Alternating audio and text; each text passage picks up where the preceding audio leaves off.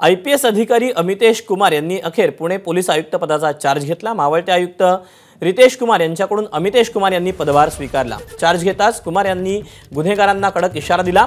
कायदा हातात घ्याल तर कारवाई होईल। कोयता गँगवर देखील परिणामकारक कारवाई करणार असल्याचं अमितेश कुमार म्हणाले। तसंच हेल्मेट सक्तीचा कायदा असल्याने त्याचं पालन झालंच पाहिजे असं देखील त्यांनी आवर्जून सांगितलं।